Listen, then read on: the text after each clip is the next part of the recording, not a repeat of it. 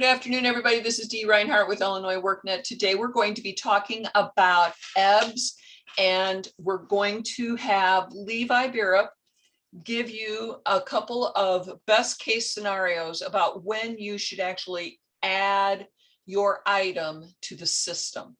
So what I've done right now is I've logged into test, and we're going to continue on. And from some of our earlier trainings, you may have become aware that you can set your where you want to land on your home page when you log into test. So if you want to establish your starting path, you can pick that right here on your first login. So if you want to go to your companies first, you can do that. If you want to go to your overview dashboard, you can do that, or your workflow dashboard.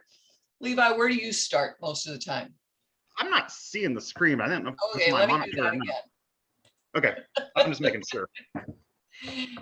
All right, so I logged into IEBS from my partner dashboard. I clicked the IEBS icon, and I clicked on the home screen when I landed. So let me just start over. I clicked on home and I went to continue.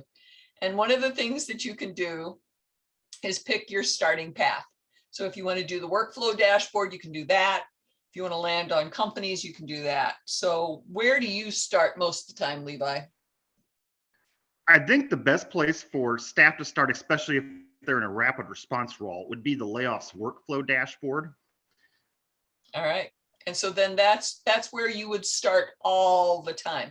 Otherwise, you can leave it as select, and you can come up here to the menu across the top, and you can click on the workflow dashboard. So we're going to go to the workflow dashboard, and then we're going to talk a little bit here about when is the best time to add your questionnaires and your just the draft and get everything all set up. So Levi, do you want to address that for just a moment or two? Yeah, so I'll just talk through this real quick. So, I mean, I think it's always advisable to add an event whenever possible. I just got a call from Norman Griffin in OES 15, and they just had a customer come from HGS. So we're going to investigate that, create a DETS event for that, and that way the customer can be attached to that ID. As you all know, there is the ability for people to submit questionnaires online via the public page. In the past, you've had to almost go to the events and kind of search for the questionnaires to see what's been submitted and what's not been submitted. Now there's an interface where it's set up so every time you log in, you can instantly see the latest and greatest information and kind of get some indicators about what's going on. And the point of this is to kind of make it so we can quickly get to the people that need to be contacted and hopefully get these dislocated workers enrolled. So I think the best place to start is at the top, just so we see what's going on. So when you log into this, you see it set on my layoffs. What my layoffs does, it's going to show you any layoff that you as a contact are associated with, which is helpful. What I would recommend, though, is going to the partner access list. And when you click on there, you're going to see an option to filter by LWIA. So what I would recommend doing is go in there and select your LWIA when you're conducting business. So let's say we select LWIA 7. That might be the best example. Or actually, let's select 20, because we do most of our stuff as 20, don't we, Dee? Probably. Actually, scroll down. Do we have crazy stuff on there? Yeah, we do. Okay, so we can do 7. That might be a good way to start. Okay. So when this is set to LWIA 7, what you're going to see is just information for LWIA 7 events. Now, this doesn't, oh yeah, okay, this looks right. So I don't know why the Decatur event's attached to that. Maybe it's something, but. And Genoa isn't in LWIA 7 either. Right, so that's interesting. That's filtering that way. Sycamore is. Belvedere is not. Belvedere is in 3, I think. And I believe Island Lake is in 2.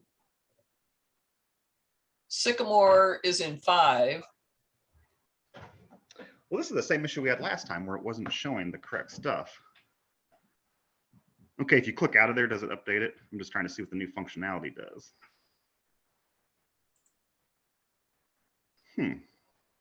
Let me try another LWIA to see, because that's very odd.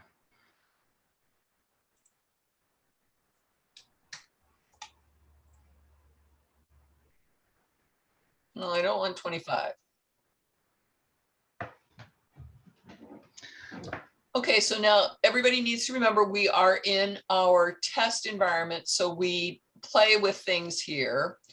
What I've got production right behind here. Let's see if we can show some people in. Let's filter by LWIA 7 here.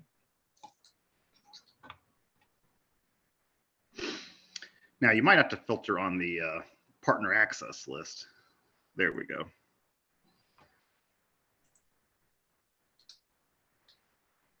Oh, it got 10.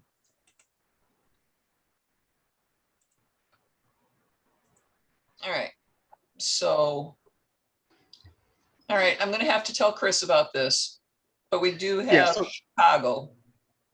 production's working correctly though, it looks like. Although Belvedere, unless it's a separate plant associated with the mother company. Right. Hey, Dee, I can explain what's going on. So all of these layoffs and tests, because we were using them for the super, when we were testing, building them out, every single manager is on them, all the events. So that's why Oh, it's that's pulled right. all of them. That's right. Does it do that for LWIA 15 still? Because I'm curious if it's.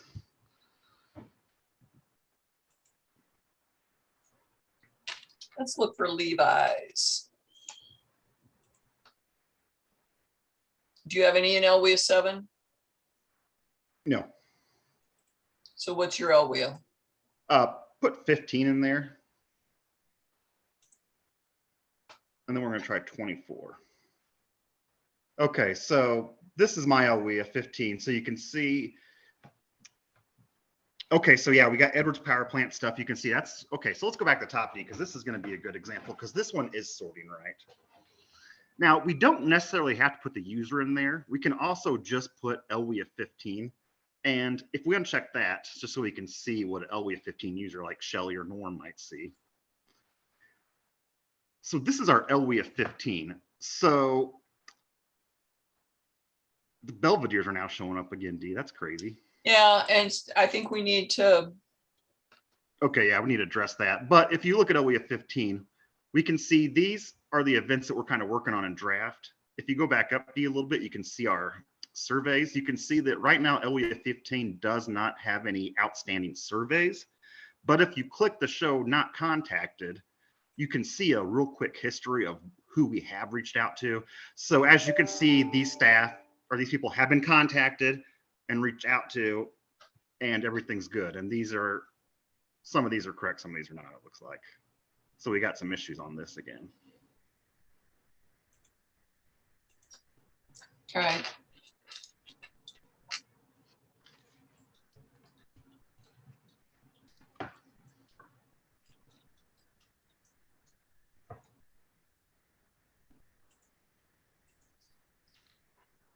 Okay, so now if we want to create the questionnaire, what is your recommendation to get things on rolling on the ball? Okay, so you can take that to test and I can show you that. Okay. And we just need to go to search and find a non-public event. So on search, change public down there to no. See if we can find one like that.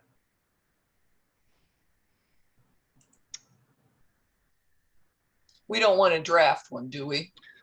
It doesn't matter. It would probably active if you select active, or that one will work. Let's go ahead and select that one and we can pretend like that event already existed. Okay, the Cub Foods one. Right.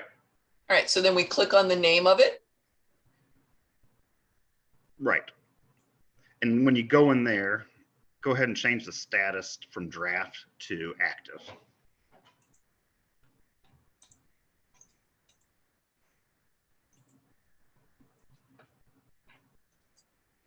And you just have to enter a test note for this, just so it'll save.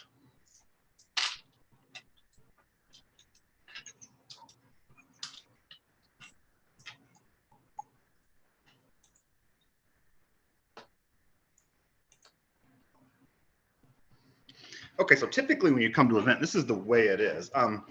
For events like local events where there's still investigations ongoing or you don't have an official notice, when we create the events, typically we set them up as not public events. So D, if you just scroll down below the map, you can see for this Cub Foods Inc. page, in that white section down there, you see where it says public.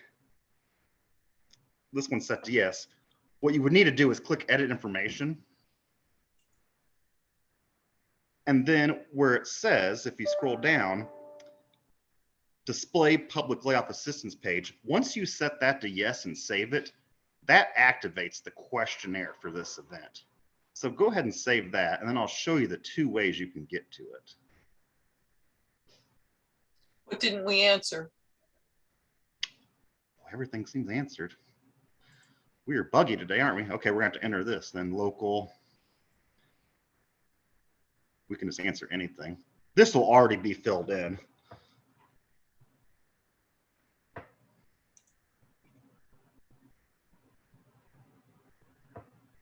Let's see if it'll save now.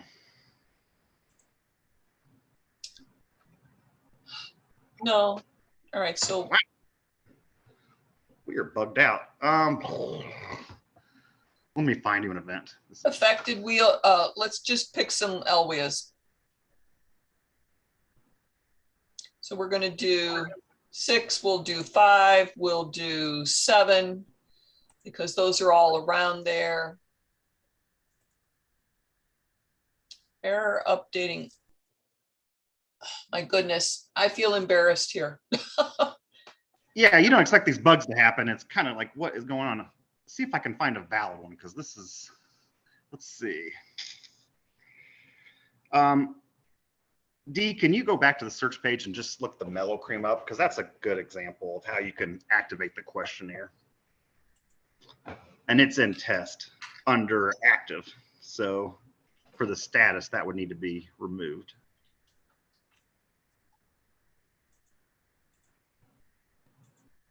And it is an active event. I think it's just MELO.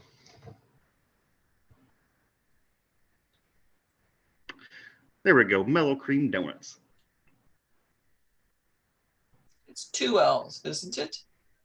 It's Where just did one. it just go? It was Yeah, there. that. Just one L. Just one L. Okay. Marvin knows. Well, yeah. D is MEL-O. There we go. Okay. One of the most helpful tips is less is more when searching. Like the less information you put in, the more you'll get out of there. And it's sad but true, but that's the easiest way to do.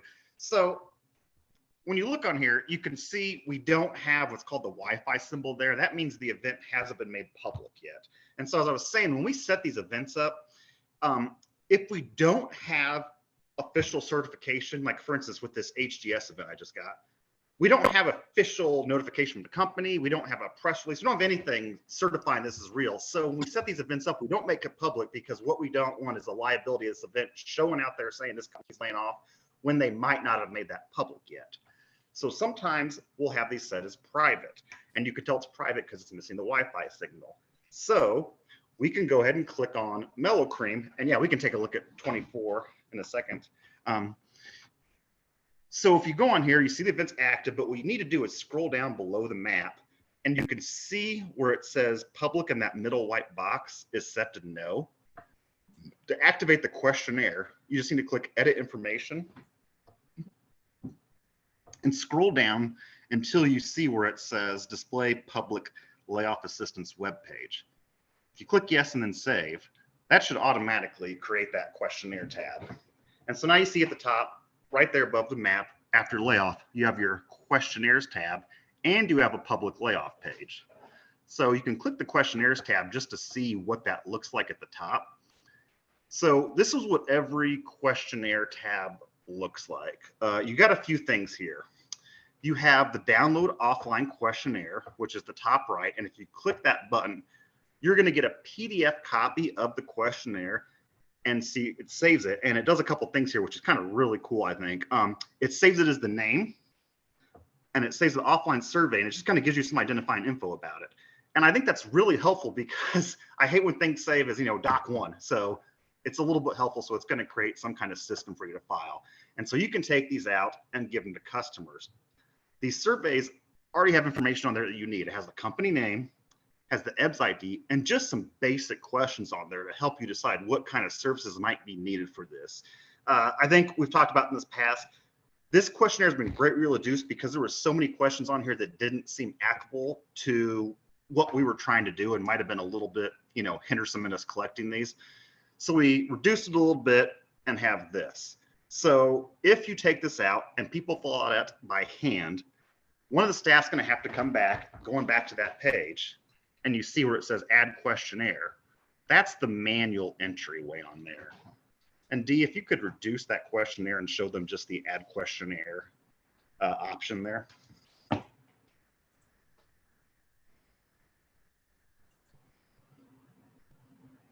And so this is the manual questionnaire entry. So literally you just come in and just type the information and hit save. And if you look at this, this is exactly the same format as the paper survey. There's one difference in this though. And D, if we want to go ahead and enter some information just to show them a couple different ways it happens. If you put my name in there, say Levi Beer comes in or whoever's saved, or yeah, Marvin.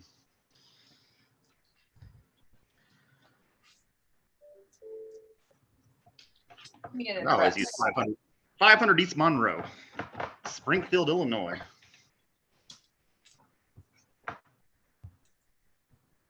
And so you can easily click on it, which is nice. For phone number, this is required, so there's got to be some kind of entering here. So you can put my 217-670-9590. That's my phone number. I have no problem sharing that. And email's not required. If they want to enter it, they can. We also put this veteran, the U.S. Armed Forces, just as a priority of service question for veterans on there, so you can help flag that. And then there's just a couple questions at the bottom. This kind of helps determine what they do. So the first one we ask is, are you interested in training or employment services? This is just basically, do you want WEO's services? And a person can answer yes or no. If they answer no, it's going to take them to a screen and say, and we don't want to do that, just kind of saying, it's going to say, you answered no, so we won't contact you, but it gives them information about the nearest WorkNet center to them when they finish, just so they can one last time see that. The final question we have, and this is something that was told that we need to be in there because we have to have some kind of consent, is, would you like someone to contact you with further information about our program? I believe if they say no, D, there's a warning that says you selected no, someone can't contact you, and it gives them one last chance to change their answer. But if the customer selects yes and clicks continue, see, there's the warning. So it's like, hey, but they click yes, this is the consent, and you can click continue. And the survey is just very simple and very short. Quick position title, I was a maker. And I could say my last day of work.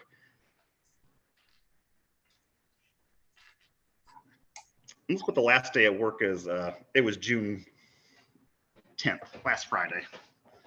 And then you can put this person, however many years they work for. This kind of gives you an idea of, the tenure of the workforce, information like that, weekly hours, other important information. The wages, it says required, but there's an opt-out for them. So they can click that box below. It says I prefer not to answer about my wages, but we can assume it's an hourly employee. So they said they made, $10 an hour. Education, they can choose whatever level of education they had achieved. Obviously, we're asking if they have any kind of vocational certificate, so we can talk about staff credentials in the end. And then just a little bit about their future employment goals. And this kind of gives you an idea already of what their IP is going to look like and all this fun stuff. And then we always ask the commute question because that can help them with their job search and give you an idea of, what kind of training would be ideal for this customer and where they could possibly work and what jobs might be available there. And then also, this is basically just our WEO services question. Some of the basic things, GED, find a job, unemployment benefits, entrepreneurial, things like that. And so when they're done, they just click finish. And what they get is just a final screen. It kind of says, thank you. Well, this is the manual entry, so that's in there now. So if you close this D, let's show them now what happened. So you see and this is important to notice, the questionnaires now you got a flag. It shows one questionnaire submitted. And it shows Marvin Pitts, and this is just a quick summary. Veterans, yes. Want services, yes. So it tells you all this information. And something that's kind of good to note is when it was submitted. So you can see this was submitted 6/14. This just helps you make sure you respond to them timely, and then contacted yes or no. When we contact them, you click on the name. So if I was a worker, I'd come in here, click on this, and this is what we call a Marvin Pitts services screen. So if I'm calling Marvin Pitts, I'm going to pull this up, call this phone number, and the first thing I'm going to do is going to look at the map. And you can see if you zoom in a little bit, there's a couple things on here that's a little helpful for you visually wise. The blue image on this map, that is his work location. So that is Mellow Cream Donuts. That's what that represents. That person, the surveyor, that's the person that filled it in. And then that little yellow pin, that's the WIOA provider. And if you put your mouse on that, I believe it brings up that information just so you can have it readily available. So You have to click on it. Right. And so it gives you the quick dirty, it's at this, and this is as by appointment. You can see everything that was entered on the survey is listed below. So you could quickly get an idea of what this guy wants and try to help get him in before you even talk to him. After you've called Marvin Pitts, gave him your pitch, set an appointment for a career planner, you would just simply go at the top and just click. Do you click that yellow box? This is new for me. Okay, yeah. So if you click that, that'll change the contact status, and it'll say that Amelia Tiegler reached out at 6/14 at 2:23 p.m. So that's kind of your management system for reaching out to the people that have contacted you via online surveys or manual surveys. So we just kind of want to give you a quick down and dirty just of how that is done. I also want to show how customers can access the surveys as well. So today we did that trade workshop, and we gave out a web address. And Dee, I want you to type this in so they can see what the customer would see, if you can. Let me go to a different browser. What am I typing? Okay, for the chat here. Let's see. Oh, you So- don't want me to trust. You don't want to trust me to spell it the right way. Well, it was bit.ly/Gannett with 2 N's and 2 T's CO. So I use shortened web URLs for customers. So when we did that webinar today for Gannett, we gave them this little tiny URL. And I want to point out the top, I've seen that long URL in some letters. I feel like if I was a customer, that'd be really difficult to type in. So I just use a URL generator to shorten it. And so this comes to the Gannett company page. And you see today, we just did a workshop at 6/14 at 10 a.m. I'm getting ready to load the video on this page, but I just want to point out when a customer comes here, the first thing they're going to see at the top is to complete the layoff information questionnaire. So if you clicked on that, that would take them directly to the place where they can fill out the questionnaire online. Right Those here. questionnaires, right.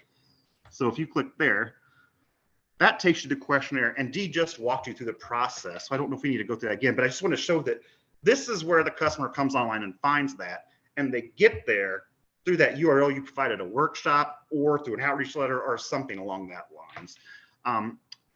In turn, when they enter those online, those populate on the layoff page for the company and that workflow dashboard we showed earlier, but we might need to work that out a little bit, you know.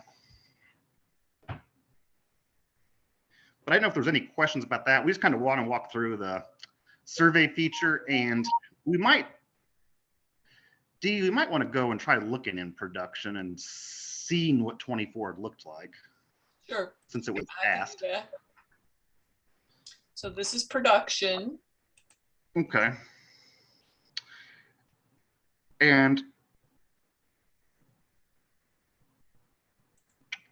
so let's go ahead and pick 24 as the OEA and take my name off because I won't be in there. Yeah, so let's Now see if Cindy Lehman is in there.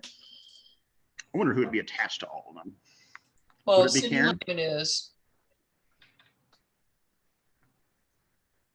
So if we're looking in here, we have Fairview Heights. Boeing, because I think Boeing is represented at Lambert Field. Okay, so this looks correct. So what D's showing here is what's called the transaction log. So part of the workflow dashboard is you see a few things when you come up. Any events that might be in draft mode, any events or any submitted questionnaires, the second part, which is very important. You can see right here, it looks clean. And then the third thing is layoff updates. So it just shows you what's been done to events. So you can see on that event, there was a contact removed. It just kind of gives you a quick update of what kind of activity is going on with your events. I think there's one thing at the bottom too is active layoffs. This shows you any active layoffs in your area. Right, so here would be your active layoffs. And I can see that was a trade event, so that makes sense. It probably impacted most of the state. Do we want to go through the search functions on the left-hand side over here? Now, Workflow dashboard. Do they search when you click them, or do they just navigate to the? Oh, I'm sorry, they just navigate. So that the Right. search function was on the search. I apologize. So the yellow and the green kind of give you an update of if there's something new. Under Right. active layoffs, there should be a 2 down here. So we've got 2 active layoffs, 0 questionnaires. Marcus, can you help refresh my memory of why they're yellow, green, or blue?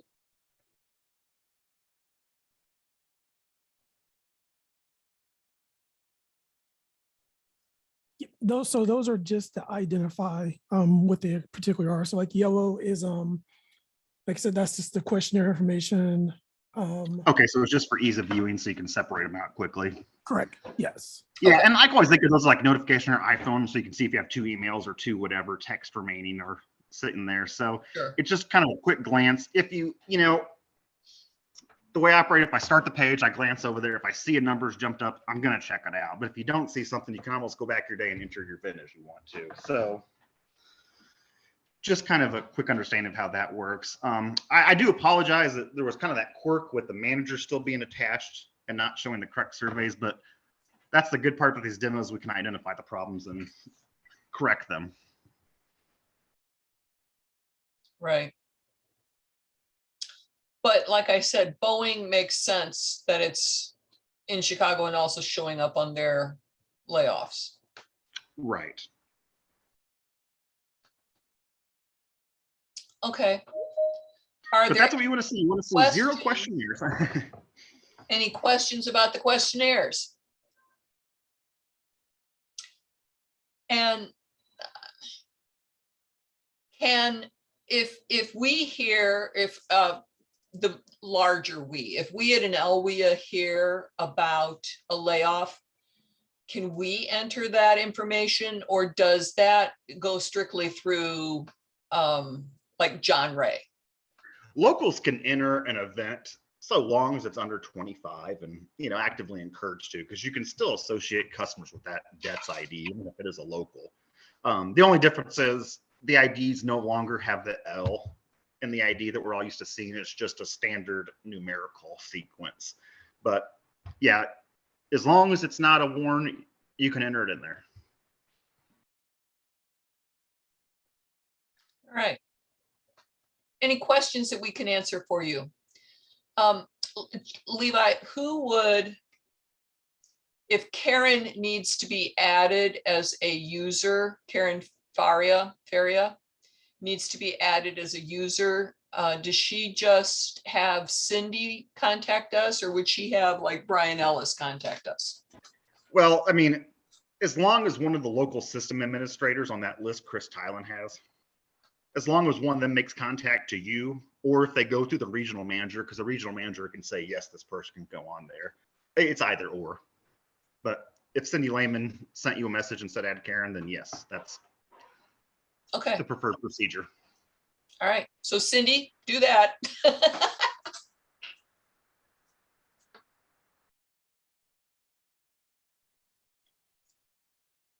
Any other questions? how many of you go into the people, the participants, and find your raise your hand? How many of you are actually using EBS right now? At the bottom of the participants, you'll find the hand, raise the hand kind of thing. Or else, Cindy, you could just raise your hand because I can see you.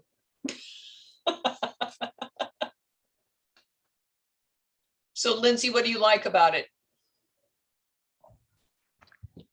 Actually, I didn't know about the workflow dashboard, so that was very informative today. That'll make things a whole lot easier because I was just going in and searching, like keeping a list of our events and searching them each time.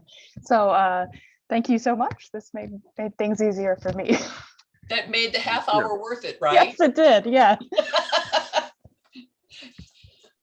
All right. And we know Karen's not using it. Connie, what did you learn today that might help you?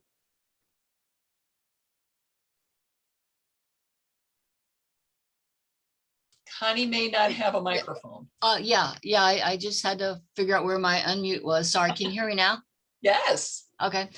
Yeah, I am still kind of new to EBS, so every little bit that I, can learn helps. I also, think that's quite helpful with the workflow dashboard also. Great. So I'll continue to get in there and learn more. Great. Daniela.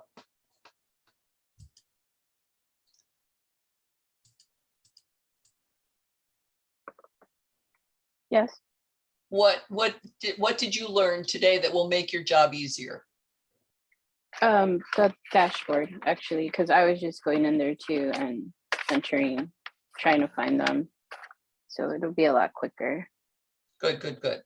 Glad that we could help. Tricia or Shelley or Monique?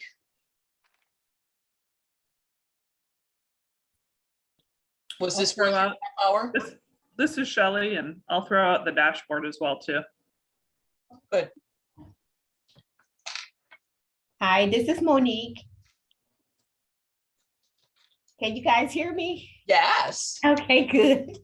Yeah, I was just gonna say, yeah, the whole site for me is a plus because it allows you to go in and see what activity is happening, and the dashboard is specifically an insight for me. So I would say the dashboard is the best that I've learned in this setting here today. Good, good, good. I just pulled up the partner page for EBS and I put the link into the chat pod. So this is available for anyone. You do not have to be a partner to see this information, but if you do want to access the tool, you do have to be assigned to be able to log into EBS. And if you are logged into Illinois WorkNet, let me see. If you are logged into Illinois WorkNet, across the brown ribbon at the top, if you click that drop down arrow on your partner tools side of the screen, you'll see EBS and you can click on that. And then if you set up your landing page to be your workflow dashboard, it's golden. It's an easy fix. And we've got full list of resources. We have our recordings for the webinars that we're recording. And then down here, we have a schedule of when we're going to be here. Please join us at any of these sessions. They're about every 2 weeks, the second and fourth Tuesday at 2 p.m. We'll stay on the call as long as we need. If we're experiencing issues, we'll try to help you resolve them. We are here to make this easy for you. We want you to love this tool.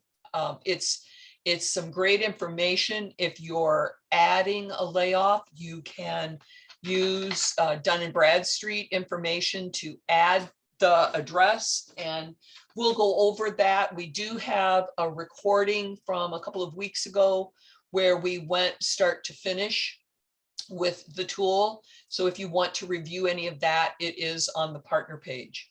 So we look forward to being able to guide and assist you through this process to help make your life easier and point out tips and tricks and tools to help you help your workflow go more smoothly.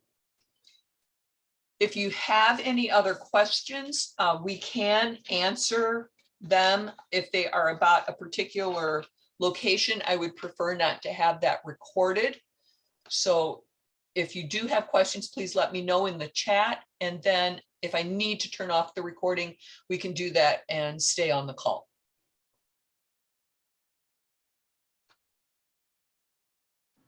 Yeah, Dean, I just want to say that actually I was kind of informed the other day we actually get paid to do this. So don't be afraid to reach out to us and ask us questions if things don't make sense. I try to be more engaging, but I've learned that DCO thinks highly of my time management skills more so than I do based on my caseload. So reach out, ask questions, say this doesn't make sense. Why is this so difficult? And I mean, the only promise I can make is I'm going to try to do everything to work with you and make it right, you know, because I mean, we're partners in this, so let's be partners. Just don't be afraid to reach out if something doesn't make sense. And Marcus and I are part of the Illinois WorkNet team that we can help you troubleshoot different functions on the tool. I think, Marcus, weren't you involved in the design aspect of this? Yes. So Marcus knows this a little bit better than I do, for sure, because I'm asking him questions all the time. But that's the only way you learn, is if you ask questions. Don't struggle. Do not struggle. Try to figure out how you can make this work easier. And if it's a suggestion that you have that we can potentially program a fix, we have a programmer that works on this on a regular basis.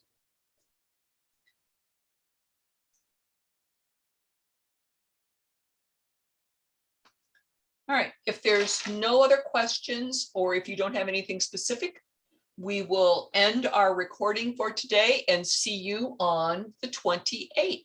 Happy Flag Day. Awesome. All right, guys. Everybody, thanks for being here.